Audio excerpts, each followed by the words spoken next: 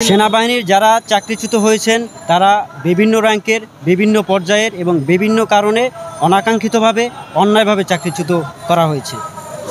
আমরা দেখেছি যে অন্তর্বর্তীকালীন সরকার দায়িত্ব নেওয়ার পরে বিভিন্ন পর্যায়ে বিভিন্ন সংগঠন, বিভিন্ন লোকজন বিভিন্ন দাবি নিয়ে বিভিন্ন পর্যায়ে আন্দোলন, বিক্ষোভ, ভাঙচুর এবং নাশকতামূলক কাজের সাথে জড়িয়েছিল।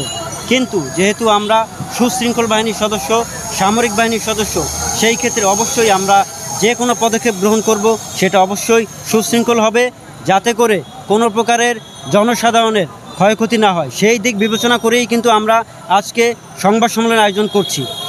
আচ্ছা, আপনাদের সেনা সদস্য যারা চাকরিচ্যুত হয়েছেন তারা কি একই ডিপার্টমেন্ট, কিন্তু সকল কি একই পদস্থ ছিলেন নাকি ভিন্ন ভিন্ন বিভিন্ন র্যাঙ্কের?